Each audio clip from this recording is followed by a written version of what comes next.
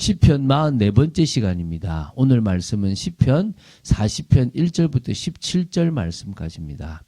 1절부터 3절 말씀을 합독하고 시편 40편 전체를 보도록 하겠습니다. 그러면 시편 40편 1절부터 3절 말씀을 한 목소리로 합독하도록 하겠습니다. 내가 여호와를 기다리고 기다렸더니 귀를 기울이사 나의 부르짖음을 들으셨도다. 나를 기가 막힐 웅덩이와 수렁에서 끌어올리시고 내 발을 반석 위에 두사 내 걸음을 견고하게 하셨도다. 새 노래 곧 우리 하나님께 올릴 찬송을 내 입에 두셨으니 많은 사람이 보고 두려워하여 여호와를 의지하리로다. 아멘. 꽤 시편 40편 찬양이 시편 40편을 가지고 찬양을 지은 곡들이 꽤 많습니다. 저도 이 시편 40편을 가지고 몇 곡이나 이렇게 보냈는데요. 되게 이렇게 제 마음에 이게 제 입에 이렇게 맴돌 만큼 그런 귀한 곡들이 참 많거든요. 시편 40편은 다윗의 찬양시라고 보시면 됩니다. 그러나 이 시 역시 다윗이 썼지만 저작 배경도 알 수 없고 시기도 알 수 없다라고 보시면 됩니다. 그리고 이 시는 크게 두 부분으로 나눌 수 있습니다. 전반부와 후반부가 좀 확연하게 차이가 좀 있어요. 전반부는 하나님의 구원의 은혜에 대한 감사 찬양이 주 내용을 이루고 있습니다. 감사 찬양이에요.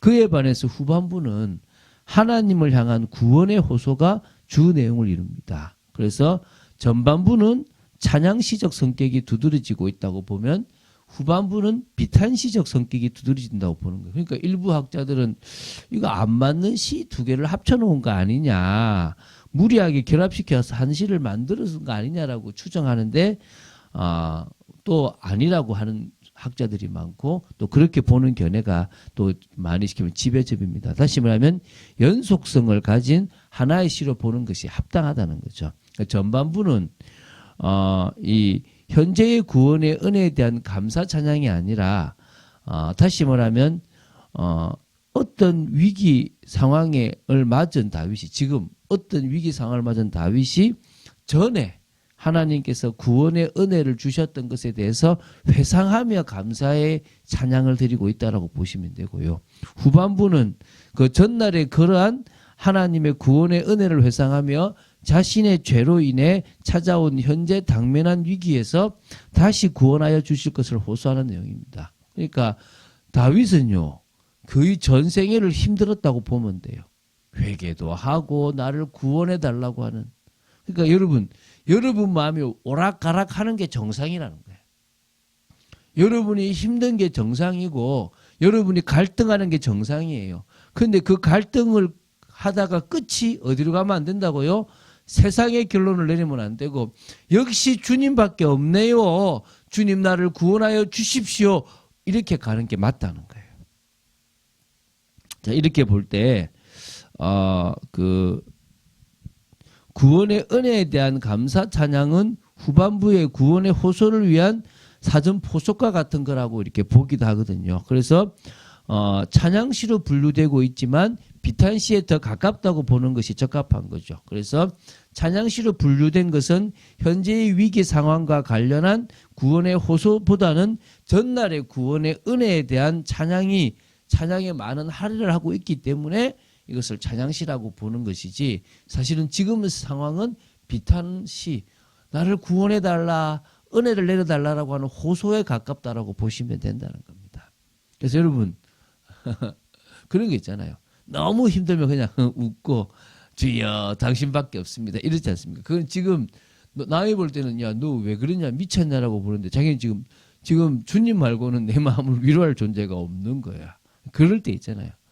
그럴 때 오히려 지금 찬양하고 있지만 자기 마음은 너무나 힘들다라는 그런 부분으로 보시면 되겠죠. 자, 우리 시편 40편의 내용을 좀 더 구체적으로 살펴보겠습니다. 크게 두 부분으로 나눕니다.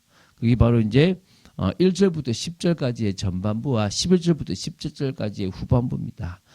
전날에 하나님의 구원의 은혜에 대하여 감사 찬양을 드리는 게 전반부인데 이 전반부는 다시 두 부분으로 나눕니다. 그래서 1절부터 4절을 먼저 볼 수 있는데요. 인간의 힘으로는 도저히 벗어날 수 없는 기가 막힐 웅덩이와 수렁과 같은 위기에 처했던 자신을 하나님께서 구원하여 경고케 하여 주신 데 대한 감사의 찬양을 드리는 거예요. 그래서 1, 2절을 보겠습니다. 내가 여호와를 기다리고 기다렸더니, 여러분 중요하죠. 귀를 기울이사 나의 부르짖음을 들으셨도다.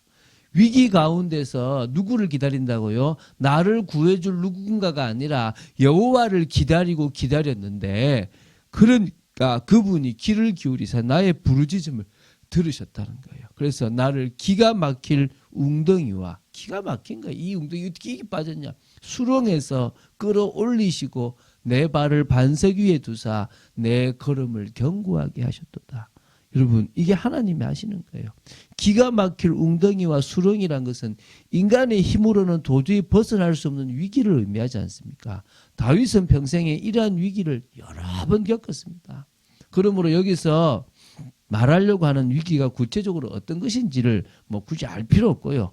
단지 자기의 힘으로 벗어날 수 없었던 심각한 위기 상황에서 하나님께 구원을 호소했던 부분들, 또 그때 자신의 기도를 들으셔서 자신을 구원해 주셔서 자신의 발과 걸음을 견고하게 하셨던 하나님을 찬양하는 거예요.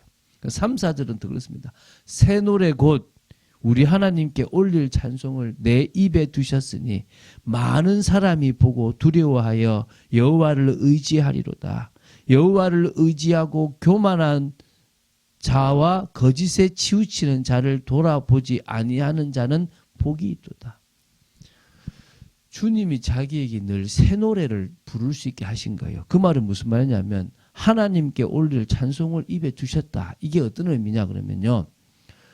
정말 남에게 간증할 만큼의 증거를 주셨다는 거예요. 그래서 많은 사람들이 보고 두려워하는 거예요. 야, 저렇게 위기 가운데 빠졌으면 다 망했을 건데 저 다윗은 구원받네. 저 다윗은 살아나네. 저게 저 다윗의 찬양 제목이네. 가 된 거예요. 그러니까 결국 사람들이 자기의 그 고난을 이기고 넘어서는 걸 보고 여호와를 의지하게 되었다는 거예요. 할렐루야. 여러분이 이런 축복의 사람들 되기 바랍니다. 그러니까 자신은 여호와를 의지하고 교만한 자와 거짓에 치우친 자를 돌아보지 아니했고, 그런 자가 자기가 복일 뿐만 아니라 그렇게 살아가는 자가 진짜 복이라는 거예요. 자, 5절부터 10절을 보겠습니다. 하나님의 구원의 은혜에 감사해 형식적인 제사가 아니라 하나님의 법을, 말씀을 행하고 주의 의를 전하는 것으로 하나님의 영광을 드러내었던 다윗의 이 신앙에 대한 부분을 고백하고 있는 거예요. 자, 5절에 다윗이 하나님으로부터 받은 기적의 증거가 너무나 많고 인간을 향하신 주님의 생각도 많아 셀 수 없을 것 같다는 고백을 합니다. 보십시오. 여호와 나의 하나님이여, 주께서 행하신 기적이 많고, 얼마나 많겠습니까? 너무나 많은 위기인데 우리를 향하신 주의 생각도 많아 누구도 주와 견줄 수가 없나이다. 비교가 안 된다는 거예요. 하나님의 은혜는 그 누구와도 비교 불가능하다는 거예요. 내가 널리 알려 말하고자 하나 너무 많아 그 수를 셀 수도 없나이다. 나도 말하고 싶은데 너무 많다는 거예요. 여러분, 간증거리가 없습니까? 여러분, 주님을 바라보지 않았다는 거예요. 여러분, 주님을 바라보시기 바랍니다. 그런 중에 다윗이 주님의 음성을 들은 겁니다. 6절에 나옵니다. 제사와 예물을 기뻐하지 아니하시며 번제와 속죄제를 요구하지 아니하신다라고 하는 음성을 들은 거예요. 이게 무슨 말입니까? 아니, 하나님이 만드신 제사 제도를 싫어하신단 말입니까? 그걸 부인하거나 기뻐하지 않는다, 그 말이 아닙니다. 사람들이 마음에도 없이 그냥 형식적으로 제사 지내고 형식적으로 예물을 드릴 뿐이지 그 중심에 하나님을 향한 믿음과 말씀을 마음에 담는 것과 그것에 대한 순종이 없다는 거예요. 한마디로요, 제사보다 순종이 낫다는 거예요. 제사보다도 그 하나님의 말씀을 따라가는 게 낫다는 거예요. 그게 없다는 거죠. 그때 다윗은 7, 8절을 통해서, 7절과 8절을 통해서 하나님께 자신의 심중을 고백했다는 거예요. 내가 왔나이다. 나를 가리켜 기록한 것이 두루마리 책에 있나이다. 무슨 말입니까? 내가 주님께 왔는데 나를 위해서 복 주시겠다고 했던 말씀을 내가 확인했고, 또 자기 이름이 생명책에 있는 것도 다윗은 알았다는 거예요. 나의 하나님이여 내가 주의 뜻 행하기를 즐기오니 주의 법이 나의 심중에 있나이다. 여러분 정말 주의 뜻 행하기를 즐거워하는 사람은 어떤 사람입니까? 바로 그 마음속에 말씀이 있는 사람이에요. 여러분 말씀을 여러분 마음에 담는 여러분 되시기 바랍니다. 그리고 이제 9절 10절이죠. 다윗은 이스라엘 백성들에게 의의 기쁜 소식을 전했습니다. 그것을 계속 말할 것임을 주님이 아신다고 고백합니다. 한마디로 주님의 성실과 구원을 선포하였고 주의 인자와 진리를 많은 회중들에게 감추지 않았다는 겁니다. 이런 열심으로 우리도 세상에서요. 우리에게 임하신 주님의 은혜와 사랑을 자꾸 말하는 두려워하지 마시고 말하는 여러분 되시기 바랍니다. 자 이제 후반부인 11절부터 17절을 보겠는데요. 자신의 부르짖음을 외면하지 않고 자신을 구원하여 주신 하나님의 은혜와 하나님을 향한 자신의 중심 있는 그 자세에 근거하여 자신의 죄로 인해서 찾아온 현재의 위기 상황에서 다시 한번 구원해 주시기를 호소하고 있어요. 자, 11절을 통해서 앞에서 자신을 기가 막힐 웅덩이와 수렁에서 건져주신 것처럼 여전히 긍휼을 거두지 마시고 항상 보호해달라고 고백했습니다. 보십시오. 11절입니다. 여호와여 주의 긍휼을 내게서 거두지 마시고 주의 인자와 진리로 나를 항상 보호하소서. 저는 말씀을 붙잡고 당신께 순종하고 싶은 사람입니다. 저에게 긍휼을 가져가지 마십시오. 저를 늘 진리로 늘 그 인자하심으로 보호하여 주십시오. 이렇게 얘기하는 거예요. 12절의 내용은 이렇습니다. 자신을 건져주셨지만 여전히 자신에게는 수많은 재앙이 가득하고 또 죄악이 자신을 덮쳤다라고 얘기합니다. 그렇기 때문에 자신은 낙심할 수밖에 없었다는 거예요. 그래서 13절부터 17절까지 간절히 자신을 구원해 주시기를 이제 도와달라고 호소합니다. 한번 제가 읽어볼게요. 여호와여 은총을 베푸소서. 나를 구원하소서. 여호와여 속히 나를 도우소서. 앞에 그 찬양과 완전 다르지 않습니까? 내 생명을 찾아 멸하려 하는 자는 다 수치와 낭패를 당하게 하시며 나의 해를 기뻐하는 자는 다 물러가 욕을 당하게 하소서. 지금 나를 공격하는 자에게 더 화를 주십시오 이 말입니다. 나를 향하여 하하하하 하며 조소하는 자들이 자기 수치로 말미암아 놀라게 하소서. 지금 하하하하 이 표현이 나오세요. 주를 찾는 자는 다 주 안에서 즐거워하고 기뻐하게 하시며 주의 구원을 사랑하는 자는 항상 말하기를 여호와는 위대하다 하시다 하게 하소서. 여러분 저와 여러분의 입술로 여호와는 위대하다 하시다라고 이렇게 고백하는 저와 여러분 되기 바랍니다. 나는 가난하고 궁핍하오나 주께서는 나를 생각하시오니 주는 나의 도움이시요 나를 건지시는 이시라. 나의 하나님이여 지체하지 마소서. 지금 지체하지 말래요. 할렐루야. 여러분 솔직하게 정말 주님 앞에 기도하면 돼요. 그럼 그때 주님이 역사하십니다. 이 간절함으로 성령의 역사를 허락하여 주시옵소서. 제 생각은 자꾸 엉뚱하고 나쁜 생각일 수밖에 없습니다. 저를 붙들어 주시고 주님의 말씀으로 나를 지켜주십시오. 여러분 이 다윗의 고백을 보면서 어떤 생각이 듭니까? 야, 나보다 더 심했구나. 나보다 갈등도 많았구나. 그러나 그 중심에 하나님을 두고 있었구나. 오늘 저와 여러분도 그런 사람들 되기를 주 예수 그리스도 이름으로 축원드립니다. 주는 그리스도시요 살아계신 하나님의 아들이심을 고백합니다. 이 새벽에 주님의 말씀에 집중합니다.